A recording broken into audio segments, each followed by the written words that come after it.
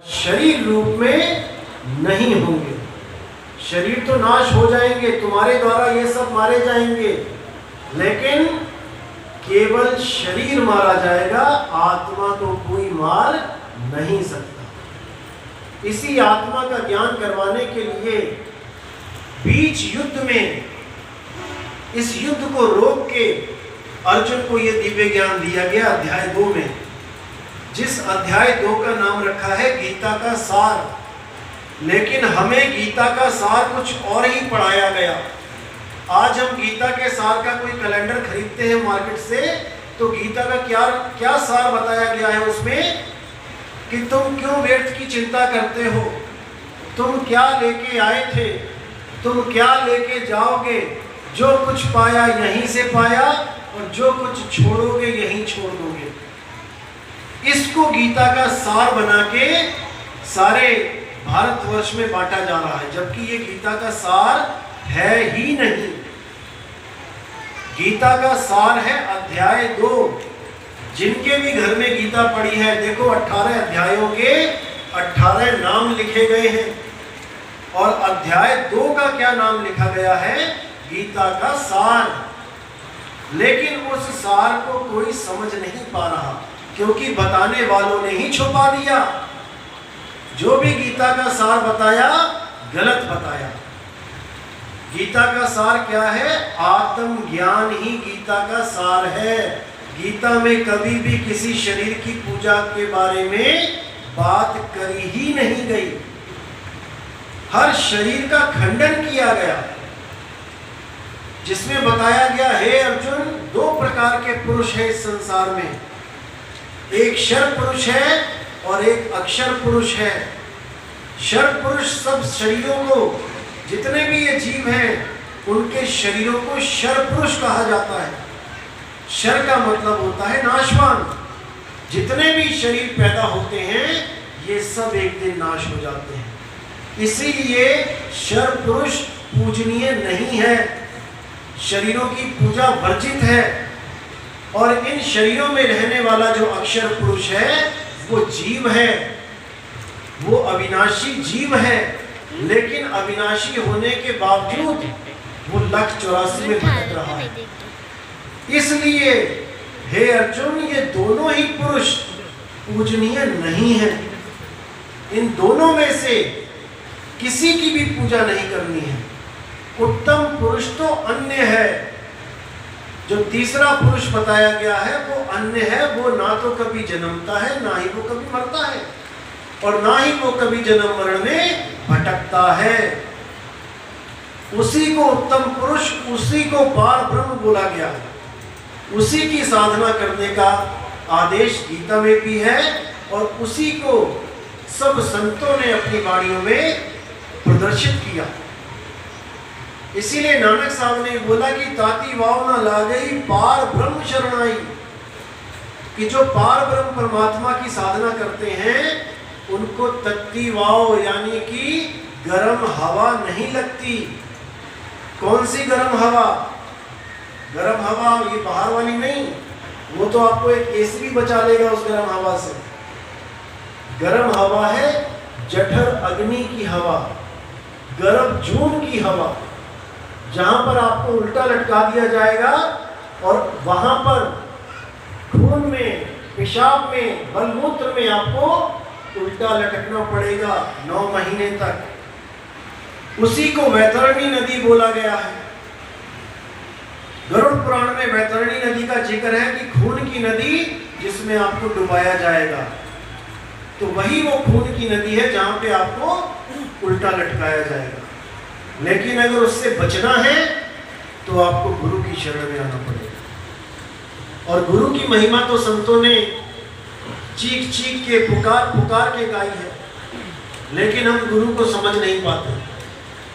बहुत से लोग समझते हैं कि हम भी आदमी हैं, गुरु भी आदमी है, हमें गुरु बनाने की क्या जरूरत है। वो ये नहीं समझ पाते कि गुरु किसी इंसान को नहीं कहते हैं। गुरु का मतलब है अंधकार से प्रकाश की ओर ले जाने वाला। गु बोले अंधकार, रू बोले प्रकाश। जो आपके बुझे हुए दीपक को प्रकाशित कर दे, वही गुरु है। लेकिन हम अज्ञानता में एक देही को गुरु मान बैठते हैं, हम आदमी को गुरु मान लेते हैं, जबकि गुरु ज्ञान है। ज्ञान ही गुरु है, ज्ञान ही आपको हर जगह बचाता है। आपको कोई बीमारी लगी है तो आप ज्ञान के द्वारा दवाई ले सकते हैं। डॉक्टर के पास जाएंगे, डॉक्टर के पैर छूते रहो सारी उम्र, आप ठीक नहीं हो पाओगे। डॉक्टर अपने ज्ञान के द्वारा जो औषध आपको दे देगा वो काम करेगी, उससे आपकी बीमारी दूर होगी। बचपन से लेके आज तक आपने जितने भी गुरु किए हैं, आज एक भी गुरु आपके साथ नहीं है, लेकिन उन सब गुरुओं का ज्ञान आपके साथ है। उसी की वजह से आप खा रहे हो, कमा रहे हो, उसी की वजह से आप इस दुनिया में जी रहे हो। वो गुरु आपके पास ना होते हुए भी ज्ञान रूप में सदा आपके साथ है। जैसे कोई तैराक किसी बच्चे को तैरना सिखा देता है और वो बच्चा तैरना सीख के किसी नदी में गिर जाता है, तो उसे अब गुरु गुरु चिल्लाने की जरूरत नहीं पड़ती कि मेरे गुरुजी मुझे बचाओ। जो तैराकी उसने अपने गुरु से सीखी है, जो ज्ञान उसने अपने गुरु से लिया है, वही ज्ञान उसको डूबने से बचाता है, वही विधि उसको डूबने से बचाती है। गुरु उसके अंग संग है ज्ञान रूप में, ना कि देही रूप में। इसीलिए गरीबदास ने बोला कि नानक का पिंजड़ा पड़ा और वो दादू की देह, और इनमें सतगुरु कौन है वो को बड़ा संदेह। जो शरीरों को गुरु मान के शरीरों को ही अपना परमात्मा मान के बैठे हैं, वो अज्ञानता में जी रहे हैं। शरीर कभी परमात्मा नहीं हो सकता। शरीर पैदा होता है, शरीर मर जाता है, शरीर गुरु नहीं है। लेकिन शरीरों को चलाने वाला जो आत्मदेव है, जो शरीरों के माध्यम से आपको ज्ञान देता है, असल में गुरु वो है। इसीलिए गरीबदास जी ने बोला, गरीब कबीर पुरुष जो है वो सब घटों में रमे हुए हैं, और वो कोई देह नहीं है कि कोई कहे कि कबीर साहब कोई देह है। वो देह नहीं है, वो विदेह पुरुष है, और वो घट घट में बोलते हैं। आप में भी, मुझ में भी, सब में वो विराजमान है। तो कबीर साहब ने अपना जिक्र करते हुए बताया कि भाई मुझे कोई देह ना समझे, मेरा स्वरूप देह नहीं है, मेरा स्वरूप विदेह है जो घट घट में बोलता है। तो साहिब कहते कक्का केवल नाम है बप्पा ब्रह्म शरीर, और रारा सब में रम रहा वाको नाम कबीर। वो रारा सब में रम रहा है, वो रमता राम है, एक भी उससे खाली नहीं है। चाहे कोई हिंदू है, चाहे कोई मुसलमान है, चाहे कोई सिख, चाहे कोई ईसाई, चाहे वो किसी भी धर्म जात का है, किसी भी पंथ का है, वो रमता राम सब में रम रहा है। उसी रमता राम को आत्म राम कहते हैं। वही आत्मा सब में रम रही है, लेकिन हम उस आत्मा को नहीं जान पा रहे हैं और हम अपने आप को शरीर मान के बैठे हैं। अब हम अपने आप को शरीर मान के बैठे हैं तो हम शरीरों के पहनावों पे भी ध्यान देते हैं। किसने पगड़ी पहनी है, किसने दाढ़ी रखी है, किसने सफ़ेद कपड़े पहने, किसने हरे पहने, किसने नीले पहने, धर्म के अनुसार। ये सब जितना भी है, ये सब बाहरमुखी ज्ञान है। अगर ये अक्षर ना होते, जितने भी अक्षर आज हम बोलते हैं, का, खा, गा, ए, बी, इंसान आदिमान था और जानवरों की तरह रहता था। कोई अक्षर नहीं, कोई भाषा नहीं, कोई कपड़े नहीं, जानवरों की तरह नंगा घूमता था। पेड़ों से फल खाता था, जानवरों को मार के शिकार करता था, कंद मूल खाता था। तब कोई अक्षर नहीं था, कोई नाम नहीं था। तब कौन सा धर्म था? मुसलमान का माँ कहाँ से आया? हिंदू धर्म का हा कहाँ से आया? ईसाई का ई कहाँ से आया? और सिख का सा कहाँ से आया? ये सारे ही अक्षर तब नहीं थे, तब आपका कोई नाम नहीं था, तब आपके किसी भगवान का नाम नहीं था, तब अल्लाह का आ भी नहीं था और राम का रा भी नहीं था। लेकिन धीरे धीरे इंसान ने अपनी बुद्धि के द्वारा अपने मुंह से निकलने वाली सारी आवाजों को एक रूप दे दिया। गले से आवाज निकली आ, तो उसको एक रूप दे दिया आ। बड़ा आ, उसमें एक डंडा लगा दिया, बड़ा आ हो गया। का को एक रूप दे दिया, रा को रूप दे दिया। जितने भी आवाजें इस मुंह से वो निकाल सकता था, उसने हर प्रकार की आवाज को एक रूप दे दिया और उसी आवाज को सबको बता दिया कि जब भी मैं ये बोलूं तो ये लिखना है। आज भी हमारे स्कूलों में बच्चों को यही पढ़ाया जाता है, बच्चों लिखो आ, तो सब बच्चे वही लिखते हैं, एक सी भाषा लिखते हैं। बच्चों को लिखो का, तो एक सी भाषा लिखते हैं, एक सा अक्षर लिखते हैं। इन्हीं अक्षरों के द्वारा सारे नाम बनाए गए, सारी दुनिया में जितनी भी चीजें दिखाई देती हैं उनके नाम लिखे गए, उन्हीं को सारी दुनिया में सारे देशों में प्रचलित किया गया अपनी अपनी भाषाओं के अनुसार। हिंदुस्तान में हिंदी भाषा, अरब देश में अरबी भाषा, जापान में जापानी भाषा, अलग अलग भाषाओं के ये नाम लिखे गए, ये नाम बनाए गए। और अपने देश के जितने भी बच्चे थे, जितनी भाषाओं के बच्चे थे, सबको एक सा ही ज्ञान दे दिया गया कि कल को ऐसा ना हो कि मैं बोलूं कि पानी लेके आओ और वो कोई जूता चप्पल उठा के ले आए।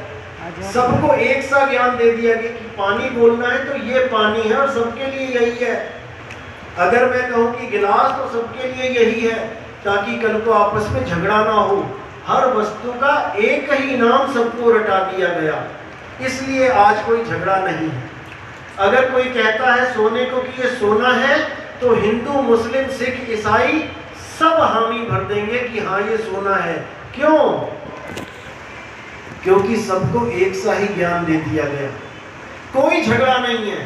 हिंदू बोलेगा मुझे पानी पिलाओ और मुसलमान पानी का गिलास लेके जाके पानी पिला देगा, कोई झगड़ा नहीं है। ईसाई बोलेगा मुझे हवा चाहिए, तो सिख पंखा चला देगा, हवा मिल जाएगी, कोई झगड़ा नहीं है, क्योंकि अक्षरों का ज्ञान सबको समान है, क्योंकि सबको एक से ही अक्षर रटवा दिए गए हैं। अब झगड़ा कहां पे है? जब बात चलती है राम की, जब कोई कहता है राम भगवान है, तब मुसलमान कहता है नहीं, अल्लाह भगवान है। फिर ईसाई आता है, कहता है नहीं, तुम दोनों ही गलत हो, गॉड है परमात्मा। और फिर सिख आ जाता है, कहता ना भाई ना, वाहेगुरु है परमात्मा। यहाँ पे झगड़ा भारी हो जाता है। इसलिए साहिब ने कहा, संतों घर में झगड़ा भारी, ये है झगड़ा। अब ये झगड़ा क्यों है, इस पे विचार करना है, क्योंकि बाकी जितनी भी चीजें हम बोलते हैं वो हमें दिखाई देती है। मैंने कहा वो सूरज है, वो सारी दुनिया को रोशनी देता है। हिंदू भी हामी भरेगा, मुसलमान भी हामी भरेगा, सिख भी हाँ कहेगा, ईसाई भी हाँ कहेगा। क्यों? क्योंकि सूरज चारों को दिखाई दे रहा है। मैंने कहा कि रात में चांद उगा है, चारों हामी भर देंगे कि हाँ रात में चांद उगा है। क्यों? चांद दिखाई दे रहा है। अब झगड़ा किस बात पे होता है? जो चीज दिखाई नहीं दे रही है। ना तो किसी ने राम को देखा, ना किसी ने अल्लाह को देखा, ना किसी ने गॉड को देखा, और ना देखा किसी ने वाहेगुरु को। अब जो चीज दिखी नहीं, झगड़ा उसका है कि मेरा अल्लाह बड़ा, मेरा वाहेगुरु बड़ा, मेरा गॉड बड़ा, मेरा राम बड़ा, और देखा किसी ने भी नहीं चारों में से। किसी को पूछो देखा है कभी, तो क्या कहेंगे? ना भाई देखा नहीं, हमारे ग्रंथों में लिखा है। अरे ग्रंथों में लिखा है तो उसको पाने की विधि भी लिखी है, उस पे तो कोई विचार नहीं कर रहा है। उसको कोई नहीं जान पा रहा कि अगर ग्रंथों में अल्लाह लिखा है तो उसके बारे में क्या लिखा है, कैसे प्राप्ति होगी। अगर गीता में आत्मा के बारे में लिखा है तो आत्मा की प्राप्ति कैसे होगी। गुरु ग्रंथ साहब में क्या ज्ञान लिखा है परमात्मा के बारे में, वाहिगुरु के बारे में कैसे प्राप्ति होगी, वो किसी को समझ में नहीं आ रहा। गुरु ग्रंथ साहब में भी यही लिखा है, आत्म में राम, राम में आत्म, चीनस गुरु के विचारे, आत्म देव पूजिए, गुर के पाए सुहाए। गुरु ग्रंथ साहब चीख चीख के कह रहा है कि आत्म देव पूजिए। अगर कोई पूजने योग्य है तो वो आत्म देव है, जीव आत्मा नहीं। जीव तो हम सब हैं। जग में जीवी अनंत न जाने पीव को, और बहुत कहा समझाए 84 के जीव को। जीव अपने आप को जब पहचानेगा आत्म स्वरूप में, तब उसकी अवस्था बदलेगी और तब वो अपने आप को आत्मदेव मानेगा, आत्मदेव समझेगा, और तब जाके आत्म में राम, राम में आत्म वाली स्थिति बनेगी। फिर उसे किसी से झगड़ा करने की जरूरत नहीं पड़ेगी, क्योंकि अल्लाह वाहिगुरु गॉड भगवान ऐसी चीज नहीं है जो मरने के बाद मिलती है। इस चीज को दिमाग से निकाल देना। कहते हैं कि जिसने भी प्राप्ति करी आज तक, जीते जी करी। लोग कहते हैं अल्लाह को जीते जी नहीं पाया जा सकता। क्यों भाई? मोहम्मद साहब के बारे में बताते हैं कि मोहम्मद साहब अल्लाह से जब बात करते थे तो वो एक पहाड़ के ऊपर चढ़ जाते थे। पहाड़ के ऊपर चढ़ने के बाद वो अल्लाह से बात करते थे। अब वो लिख तो दिया लिखने वालों ने, लेकिन समझ नहीं पाए पढ़ने वाले। ऐसा कौन सा पहाड़ है जिस पे चढ़ के अल्लाह से बात होती है? अगर अल्लाह से बात करने के लिए पहाड़ पे ही चढ़ा जाए तो यानी कि अल्लाह की आवाज पहाड़ से नीचे नहीं आ सकती। अगर अल्लाह की आवाज पहाड़ तक ही पहुंच रही है, नीचे नहीं आ रही है, तो इसका मतलब कुछ गलत है, यहाँ पे गड़बड़ है। ये कोई दुनियावी पहाड़ नहीं है जिस पे मोहम्मद साहब चढ़ते थे। ये है वो पहाड़, ये है वो पहाड़। इस पहाड़ पे चढ़ना है आपने, और जब इस पहाड़ पे चढ़ जाओगे तो अल्लाह के साथ बातें शुरू हो जाएंगी आपकी। इसी के लिए बोला कि बाइबल में, कुरान में, कि अल्लाह ने 6 दिन में सृष्टि बनाई। गॉड ने 6 दिन में सृष्टि बनाई, 7वें दिन वो तख्त पे जा विराजा। अब 6 दिन में सृष्टि बनाई। अल्लाह तो एक पल में, एक माइक्रो सेकंड में सृष्टियां बना के खत्म भी कर दे। 6 दिन क्यों लग गए? 6 दिन क्यों लग गए? ये 6 दिन हमारे चक्र हैं। पहला चक्र हमारा मूल चक्र, दूसरा चक्र हमारा स्वाद चक्र, तीसरा चक्र हमारा नाभि चक्र, चौथा चक्र हमारा हृदय चक्र, पांचवा चक्र हमारा कंठ चक्र, छठा चक्र हमारा आज्ञा चक्र, और 7वां चक्र हमारा उस पहाड़ की चोटी। 6 चक्र यानी 6 दिन बना के परमात्मा 7वें दिन अपने सिंहासन पे जा विराजा। और हम उस सिंहासन को कहां ढूंढ रहे हैं? 7 आसमान के ऊपर, कि अल्लाह 7वें आसमान पे बैठा है। अरे भैया, यही है वो आसमान, यही मिलेगा वो। इसी को साहिब ने कहा, अरे मन को मार गगन चढ़ जाई, और मान सरोवर बैठ नहाई। जो ये मन बैठा है, ये आपको अल्लाह तक पहुंचने नहीं देता। ये रास्ते में अड़ंगा डाल के बैठा है। बड़े बड़े योगी, जपी, तपी, सन्यासी को यहाँ पे अटका लिया इसने। जिसने भी यहाँ की भक्ति करी वो आगे नहीं जा पाया। जिसने भी यहाँ पर तीसरी आंख खोल ली वो उस धुरधाम तक नहीं जा पाया। ये सब यही अटक गए। इसी को त्रिकुटी कहते हैं। तो साहिब कहते हैं, इंगला पिंगला सुषमना, अरे त्रिकुटी सबका धाम, नी अक्षर श्वासा रहित ताकर भिन्न मुकाम। वो नी अक्षर परमात्मा श्वासों के बिना, श्वासा रहित तुम्हें मिलेगा। श्वासों का जाप करने की जरूरत नहीं पड़ेगी। गोरखनाथ त्रिकुटी में ध्यान लगा के बैठते थे तो साहिब ने बोला, अरे इंगला बिन से पिंगला बिन से सुषमन नाड़ी, कहें कबीर सुनो रे गोरख, कहाँ लगाई हो ताड़ी।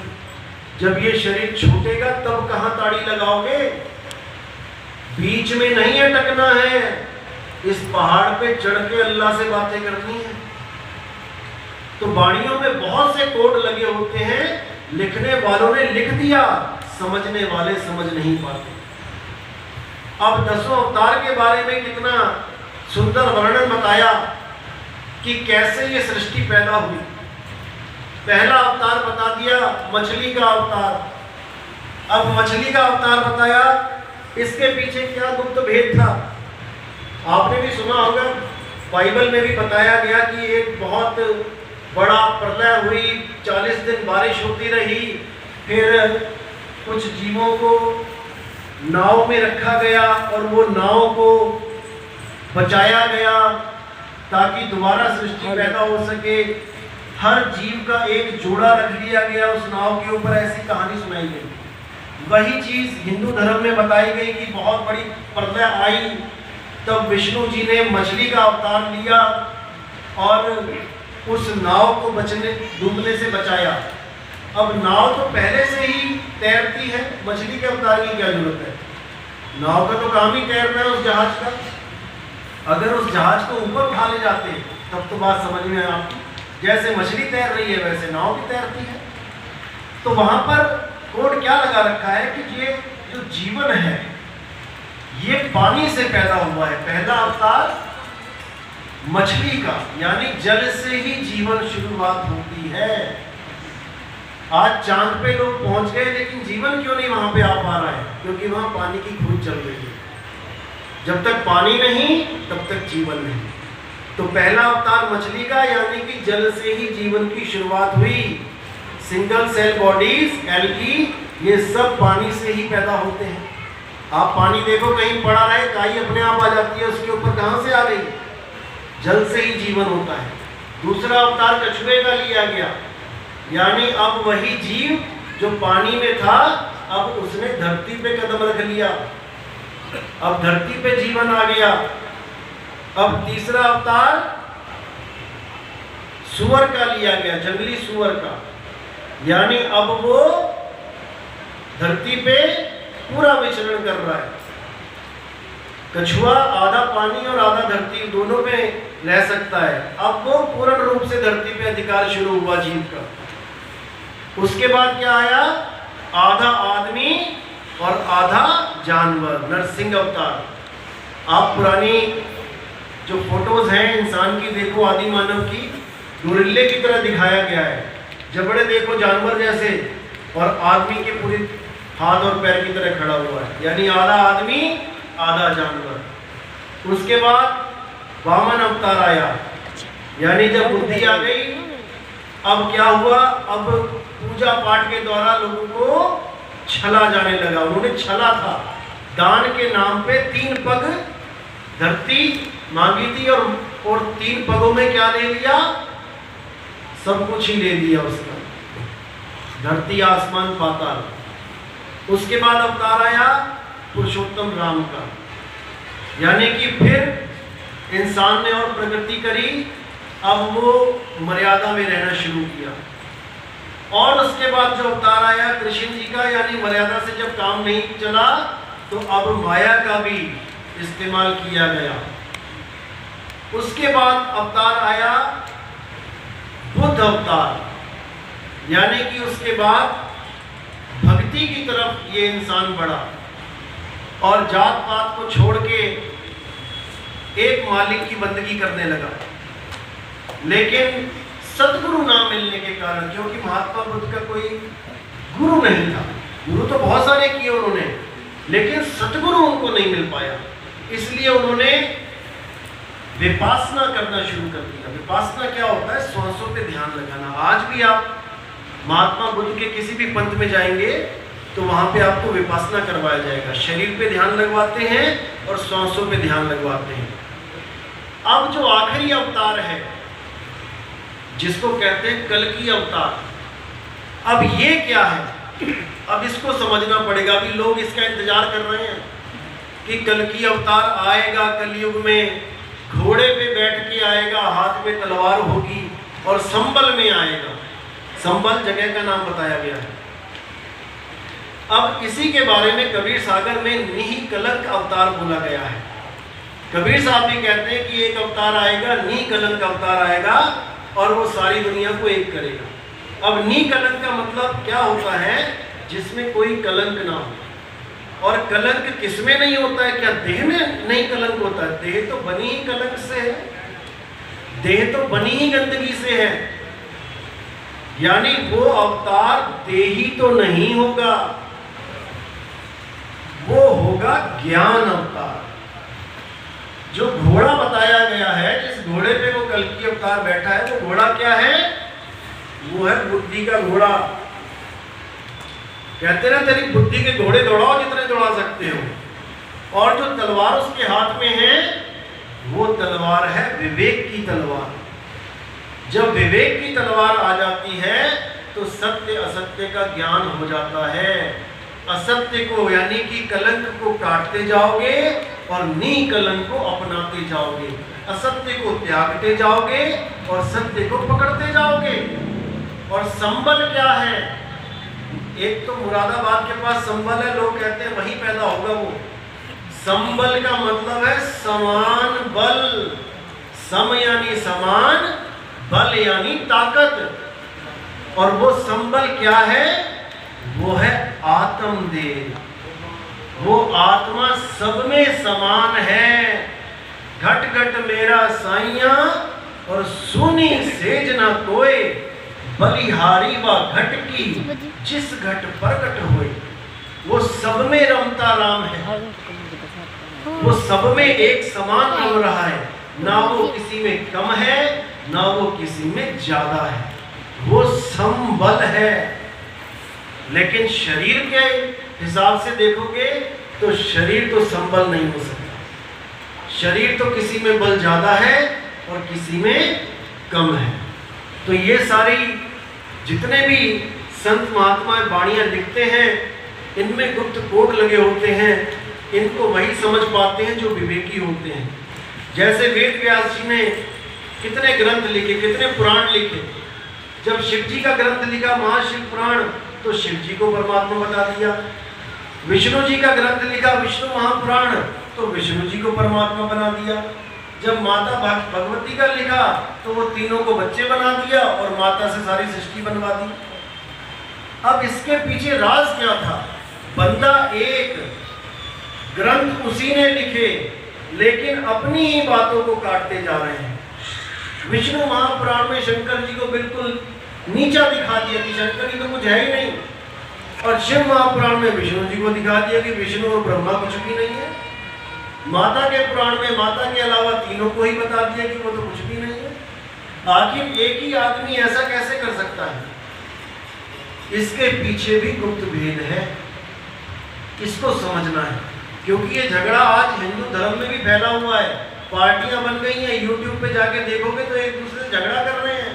वो शिव पुराण महापुराण की बात करके कह रहे हैं कि नहीं तुम्हारा विष्णु जी तो छोटा है, हम तो भोले शंकर महाकाल की पूजा करते हैं। और एस्कॉन वाले वो कहते हैं नहीं ये तो कुछ भी नहीं है, हमारे कृष्ण जी सबसे बड़े हैं, वही परम पिता परमात्मा है। झगड़े चल रहे हैं आपस में। क्यों चल रहे हैं झगड़े? अज्ञानता के कारण। वेद व्यास जी ने बहुत गुप्त तरीके से इस भेद को खोला है, लेकिन कोई ज्ञानी जीव ही इस भेद को समझ पाएगा। जब उन्होंने शिव महापुराण की बात करी तो उन्होंने कहा कि शिव ही ब्रह्म है जो तीनों गुणों से ऊपर है।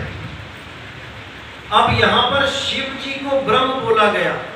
और जब विष्णु जी की बात चली विष्णु महापुराण में तो उन्होंने कहा विष्णु जी ही ब्रह्म है। माता की बात चली तो उन्होंने ये बोल दिया कि माता ही ब्रह्म स्वरूपिणी है। अगर वो आपके नाम का भी कोई ग्रंथ लिख देते, मानो किसी का नाम सूरज है, तो अगर वो सूरज महापुराण लिखते तो वो कहते सूरज ही ब्रह्म है, क्योंकि आप सब भी ब्रह्म ही हो। जीव तो बने बैठे हो, जीव तो बने बैठे हो। जब आप ही भक्ति करना स्टार्ट करते हो, आप ही ब्रह्म हो जाते हो। और जब आपको सतगुरु मिल जाता है तो आप ही पार ब्रह्म अवस्था को पहुंच जाते हैं, क्योंकि सब कुछ आप ही हो। जीव शिव पीव ये तीनों आप ही हो। जैसे बच्चा, जवान और बूढ़ा आप ही हो। आज आप बूढ़े हो तो इसका मतलब ये नहीं कि तुम बूढ़े ही हो। अरे भाई, तुम ही बच्चे थे, तुम ही जवान हुए और तुम ही आज बूढ़े बन के बैठे हो। ये अवस्थाएं होती हैं।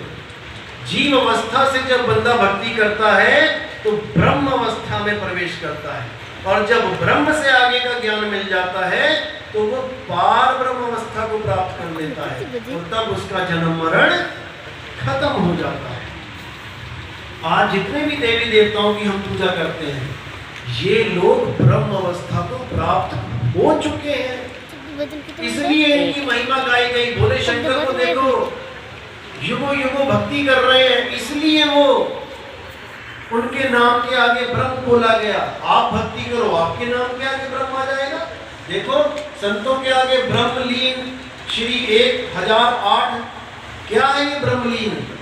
वो ब्रह्म अवस्था को प्राप्त हो लिए, लेकिन ब्रह्म अवस्था को प्राप्त होने के बाद मुक्ति नहीं होगी। जीव शिव सब प्रगटे वै ठाकुर वै दास, कबीर और जाने नहीं एक राम नाम की आस।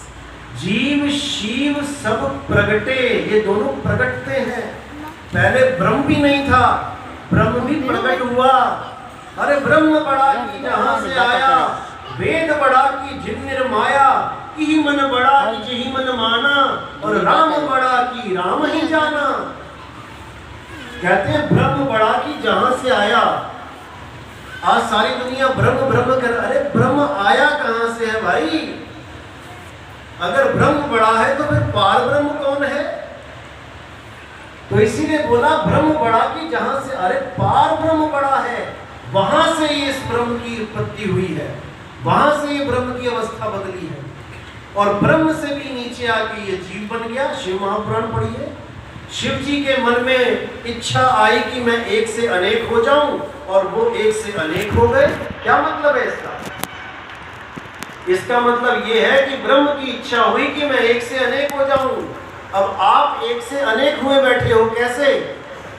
आप असल में आत्मदेव हो, लेकिन फिर आपने क्या किया? मन प्रकट कर दिया एक से अनेक होने के लिए। मन से क्या हुआ? प्रकट हुई माया, माया से 3 गुण प्रकट हुए, 3 गुणों से क्या हुआ? 5 तत्व प्रकट हो गए। अब आप एक होते हुए भी अनेक हो। अब आप अपना अगर पोस्टमार्टम करना शुरू करो तो आप में इतने जीव बैठे हैं कि आप सोच भी नहीं सकते, लेकिन आप सोच रहे हो कि मैं अकेला हूं, ये अकेला मैं हूं। भाई, ये पूरी सृष्टि है, ये पूरी सृष्टि लेके घूम रहे हो आप। इसी शरीर में मन भी बैठा है, माया भी बैठी है, 3 गुण भी बैठे हैं, जीवाणु विषाणु कीटाणु, पेट में कीड़े बैठे हैं, क्या कुछ नहीं है। ब्लड के अंदर कितने इन्फेक्शन बैठे हैं, कितने वायरस बैठे हैं, कितने पैरासाइट्स बैठे हैं, सब कुछ बैठा हुआ है इसी शरीर के अंदर। लेकिन आप सोच रहे हो कि मैं अकेला हूं। तुम अकेले नहीं हो भाई, अकेले तुम तब हो जब तुम आत्मदेव हो, तब तुम अकेले हो। अरे गुरु ना चेला रहूं अकेला, तब अकेले होगे जब आप आत्मदेव की स्थिति तक पहुंचोगे। नहीं तो ये पूरी सृष्टि लेके घूम रहे हो, जो पिंडे सो ब्रह्मंडे और जिन खोजा तिन पाया। ये पूरा ब्रह्मांड तुम्हारे शरीर में है। 5 तत्व जो बाहर है वो तुम्हारे शरीर में है। मिट्टी से तुम्हारी काया बन रही है, हड्डियां मांस, पानी से तुम्हारा खून बना हुआ है, थूक लार आंसू पसीना, अग्नि से तुम्हारा टेम्परेचर बना हुआ है। डॉक्टर मुंह में थर्मोमीटर लगा के टेम्परेचर देखता है, अग्नि है। वायु से तुम्हारी सांसें बनी हुई है, सांस ले रही है, आ रही है, जा रही है। और आकाश तत्व से तुम्हारा विचार, तुम्हारा मन बना हुआ है। यही 5 तत्व आपस में मिलके एक काया रूपी एक मूर्ति गढ़ी हुई है। अब ये मूर्ति चल नहीं सकती बिना जीव के, बिना आत्मदेव के। अब उसी को समझना है जो इसको चला रहा है। कहते चाम के महल में बोलता राम है, तू राम और चाम को चीन भाई। चाम कुछ और है, राम कुछ और है, इन दोनों को समझना पड़ेगा। लेकिन राम का नाम लेते ही हमें समझ में आने लग जाता है कि भगवान राम की बात हो रही है। राम चार हैं, एक राम दशरथ का बेटा, एक राम घट में बैठा, एक राम का सगल पसारा, एक राम तीनों से न्यारा। क्या है ये चार राम? हर आदमी के पास, हर जीव के पास ये चारों राम हैं, लेकिन वो इनमें से केवल एक राम को जान पाता है जिसकी मंदिरों में पूजा हो रही है। बाकी के तीन राम कौन हैं? आपके पास ही है, कहीं जाने की जरूरत नहीं है। तो क्या है वो चार राम? पहला राम दशरथ का बेटा और दूसरा राम घट में बैठा। यानी पहला राम भगवान राम, यानी कि शरीर की बात हो रही है, उनका भी शरीर है और आपके पास भी शरीर है। पहला राम शरीर, दूसरा राम घट में बैठा, वो कौन है? वो जीव राम है। ये जो आपकी सांस चल रही है ये जीव है, इसी में सुरत अटकी है, वही जीव है।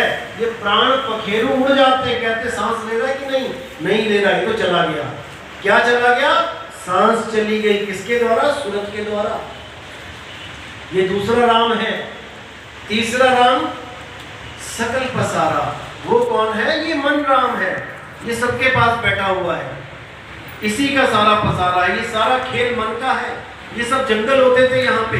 जो बुजुर्ग हैं उनसे पूछो कि यहाँ पर क्या ये मकाने दुकानें थी, वो कहेंगे ना भाई ना, जब हम आए थे तो यहाँ पर तो लोग आने से भी डरते थे, लेकिन मन ने पसारा किया, पेड़ काटे और देखो कैसी बिल्डिंगें बना दी, मॉल बना दिए, शॉपिंग मॉल बना दिए, पूरा शहर बसा दिया। किसने? मन ने।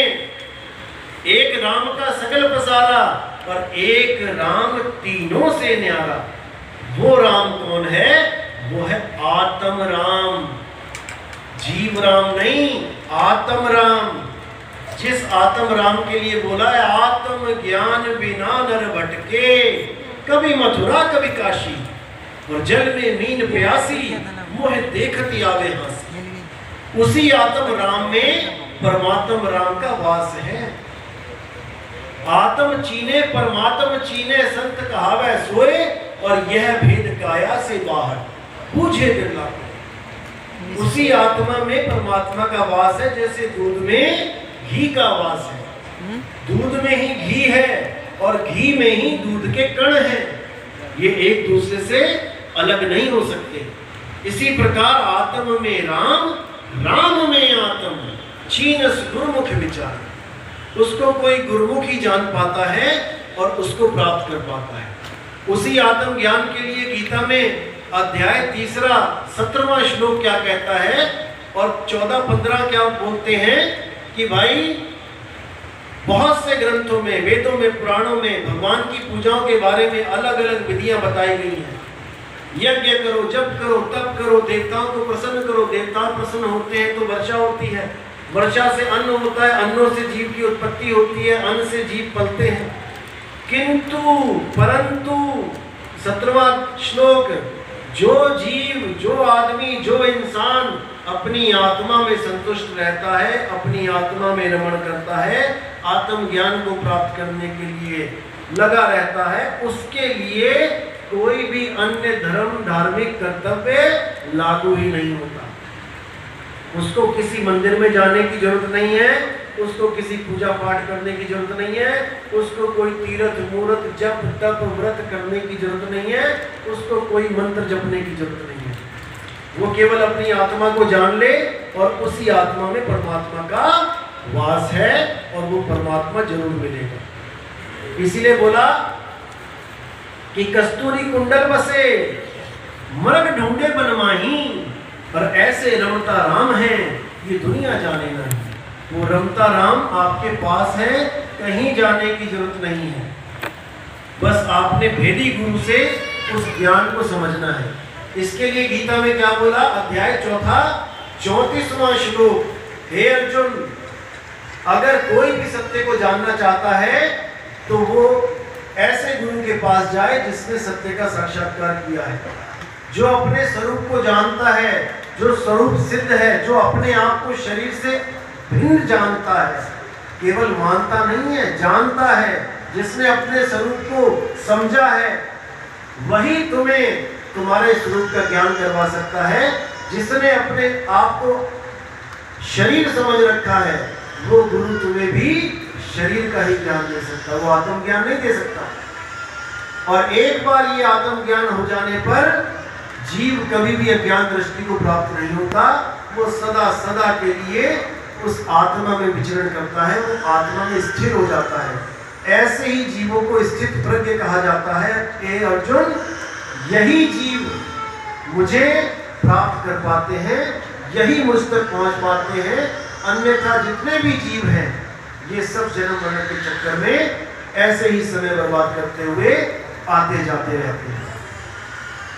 इसीलिए बार बार संतों ने एक ही बात करी है कि भाई इस आत्मा को जान लो, और आत्मा सबकी एक है।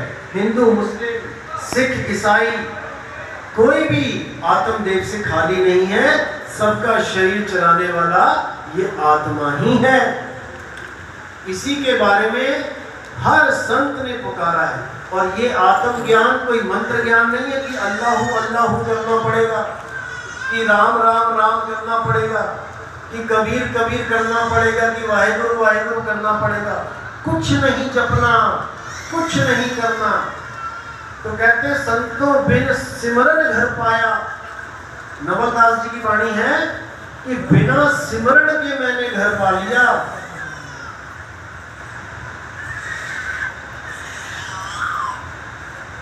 कहते साधो भाई बिन सुमिरन घर पाया, अमर आप अटल अविनाशी, नहीं मरता नहीं जाया। अब ये चेतावनी वाणी है जो लोग सिमरण कर रहे हैं। अब सिमरण का मतलब समझा देता हूं पहले कि ये वाणी क्यों बोली गई है।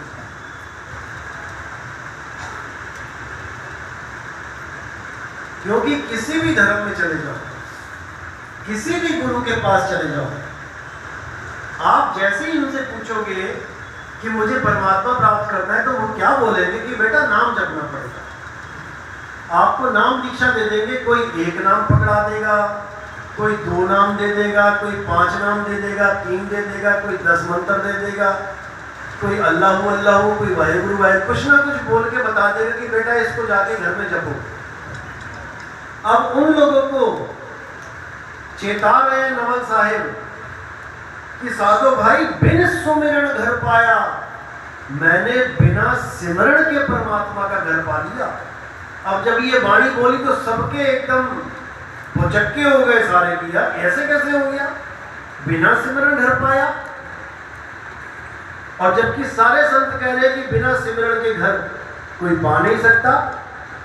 एको सिमरो नानका जो जलथल रहा समाए, उसको सिमरना पड़ेगा। कलयुग में एक नाम आधारा, सिमर सिमर नर उतरो पारा। तो ये बिना सिमरण के कैसे घर मिल गया। तो ये वहां पर भेद खोला गया कि भाई सिमरण जो तुम सोच के बैठे हो, उस सिमरण के बिना मैंने घर पा लिया। क्योंकि तुम लोग सिमरण नहीं कर रहे हो, तुम लोग जाप कर रहे हो। जाप करना और सिमरण करना, इन दोनों में जमीन आसमान का अंतर है। इसलिए ये वाणी बोली गई। जैसे आपको मैं बोलूं कि आप अपने अपने पिताजी का नाम जपो, तो अब आप अपने पिताजी का नाम जपोगे। किसी का नाम है घनश्याम, किसी का नाम है सुरेंद्र, किसी का नाम है जितेंद्र, तो वो जपेगा सुरेंद्र सुरेंद्र सुरेंद्र। इसको जाप कहते हैं, ये जपना है। अब मैं कहता हूं कि अपने अपने पिता का सिमरण करो। अब सिमरण का क्या मतलब होता है। सिमरन पंजाबी शब्द है। सिमरन कहां से आया ये शब्द, ये आया संस्कृत भाषा से। संस्कृत भाषा में क्या है, सुमरण। सुमरण का मतलब क्या होता है, याद करना। याद करने का मतलब कभी भी नहीं होता कि नाम जपना। मैंने बोला कि आप लोग अपने अपने पिताजी को याद करो, अपने अपने दादाजी का चेहरा याद करो। तो अब आप अपने पिताजी का चेहरा, दादाजी का चेहरा याद करोगे, ना कि उनका नाम जपोगे। तो यहाँ पे जमीन आसमान का अंतर हो जाता है जाप में और सिमरण में। तो जो लोग सिमरण जाप को समझ के बैठे हुए थे, उन लोगों को समझाने के लिए, चेताने के लिए बोला कि अरे साधो भाई, बिन सिमरण घर पाया, आप अमर, आप अटल अविनाशी, नहीं मरता नहीं जाया। कि मैं किसी और का नाम क्या जपूं, अरे मैं खुद अजर अमर अटल अविनाशी हूं। जैसे साहिब कहते हैं, ब्रह्म बड़ा की जहां से आया, वेद बड़ा की जिन निर्माया, ई मन बड़ा की जेहि मन माना, राम बड़ा की राम ही जाना। ये राम बड़ा यानी राम का जो दो अक्षर है रा और माँ, ये बड़ा या उस राम को लिखने वाला, उसको जानने वाला बड़ा। ये दो अक्षर रा और माँ, या फिर कबीर या फिर वाहे गुरु, ये अक्षर तुम्हें खुद अपना नाम बोल के नहीं बता सकते कि मैं क्या लिखा हुआ हूँ, मेरा क्या नाम है। ये हम पढ़ के देखते हैं कि सामने क्या लिखा है। तो कह रहे हैं अमर आप, यानी मैं खुद अटल अविनाशी, मैं ही अटल अविनाशी आत्मदेव हूँ, नहीं मरता नहीं जाया। मैं मरने जन्मने में नहीं आता, लेकिन ये जितने भी नाम हैं ये मैं लिख के मिटा भी देता हूँ। इसी को गुरु ग्रंथ साहब ने बोला, कबीर साहब ने बोला, ओ अंकार आद में जाना, लिखे और मेटे वाही न माना। जो लिखने और मेटने में नाम आ जाता है, मैं उसका सिमरण नहीं करता, मैं उसका जाप नहीं करता भाई। मेरा तो परमात्मा कुछ और है। जो मैं ध्यान हिये बिच धारूं, जल की ज्योत समाया, ब्रह्म हिये को छोड़ चलत है, चलता आकार लखाया। अब कई लोग ध्यान लगाते हैं ये धड़कन में, दिल में ध्यान लगाते हैं कई लोग कि वो परमात्मा दिल में रहता है, हृदय में रहता है। तो कहते हैं जलती ज्योत, जल की ज्योत समाया। यहाँ पर क्या है, यहाँ ब्लड है भाई, खून है यहाँ पर। और ये जो धड़कन है, जिसको लोग सोचते हैं कि ये परमात्मा की आवाज है, ये धड़कन भी एक समय में आके बंद हो जाती है। ये भी वो अखंड आवाज नहीं है जो सदा सदा रहती है। जब तक आपके प्राण चल रहे हैं, जब तक आपका हृदय धड़क रहा है। तो कहते हैं जो मैं ध्यान पवन का साजूं, पवन गगन तक धाया, जैसे तेल कढ़ाई के औटे यूं पवना को खाया। अगर मैं श्वासों पे ध्यान लगाऊं, कई लोग श्वासों का जपा जाप करते हैं, तो कहते हैं श्वास कहाँ तक जाती है, गगन तक। जैसे आप बाहर वायु देखोगे तो कहाँ तक जा रही है, ये थोड़ा सा ऊपर 14-15 किलोमीटर के बाद ये हवा भी खत्म हो जाती है। ऐसे ही ये हवा भी आगे जाके खत्म हो जाती है, परमात्मा के घर तक नहीं पहुंचा सकती।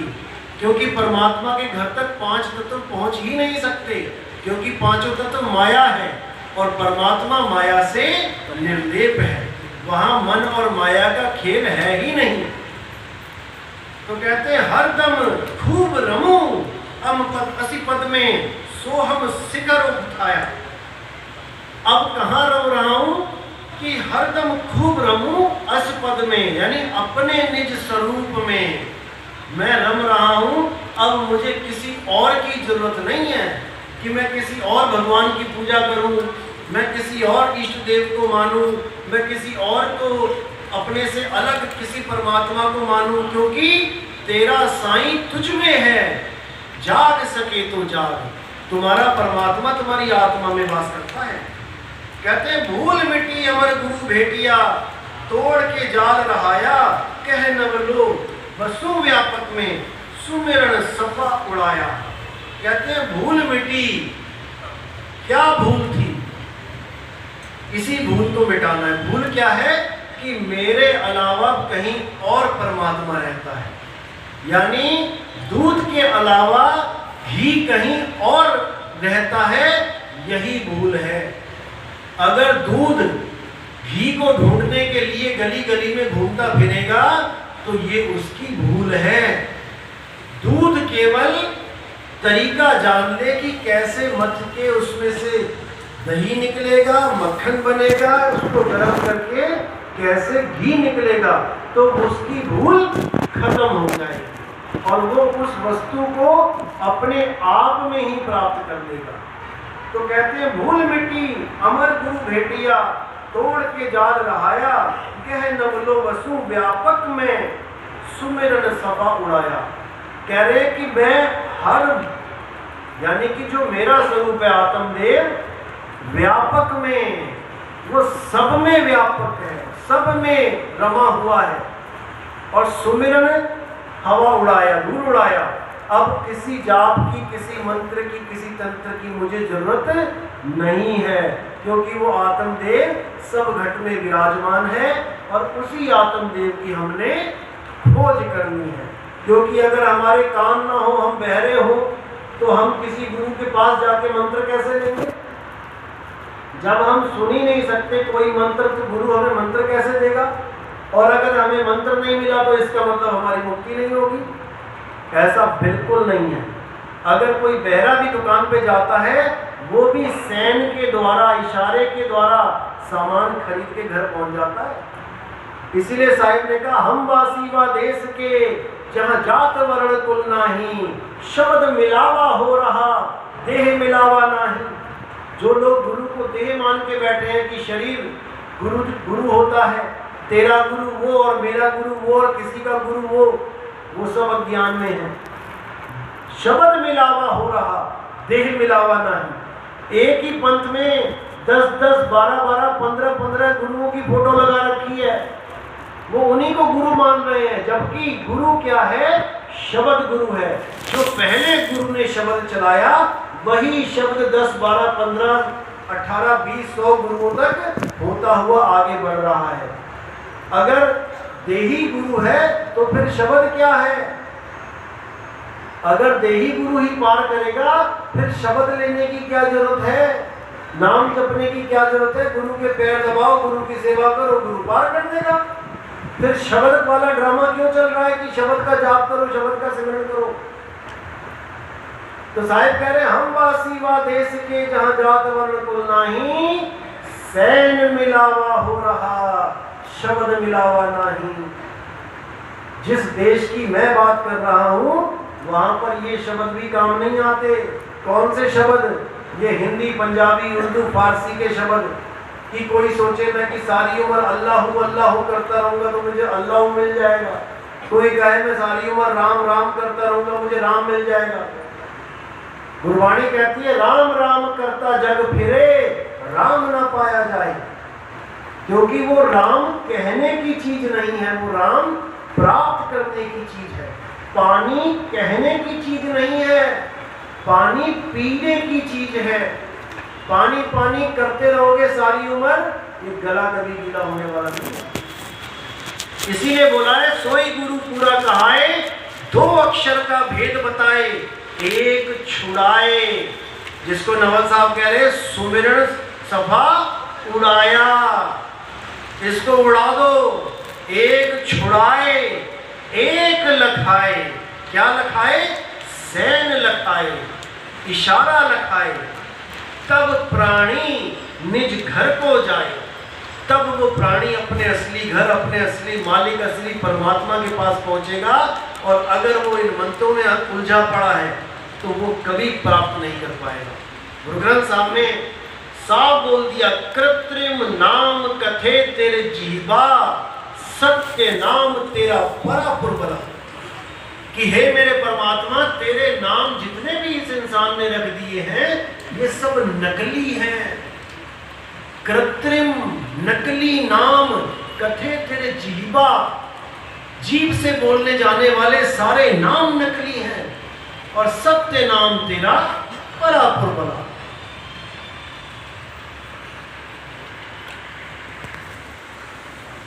इसी को कबीर साहब ने बोला, 52 अक्षर जीव आधारा, और आदि अक्षर जीभ्या से न्यारा। और वाही को सत सिमरण कहिए, ये है सत सिमरण। और 52 अक्षर वाला झूठा सिमरण। वाही को सत सिमरण कहिए, सिमर सिमर नर उतरो पारा। इसी को साहिब ने बोला, 52 अक्षर जोड़े आन। इन 52 अक्षरों को जोड़ जोड़ के दुनिया भर के नाम रख लिए इंसान ने भगवानों के। 52 अक्षर जोड़े आन, सकिया न अक्षर एक पहचान, सत का शब्द कबीरा कहे, पंडित होए सो अनपढ़ रहे। वो सत्य का सिमरण वो कोई बिरला ही जानता है, नहीं तो सब के सब इन्हीं 52 अक्षरों के जाप में उलझ के यही दम तोड़ देंगे। इसीलिए बोला 52 आखर लोक त्रय, सब कुछ इन्हीं माही, और ये आखर खिर जाएंगे, वो आखर इनमें नाही।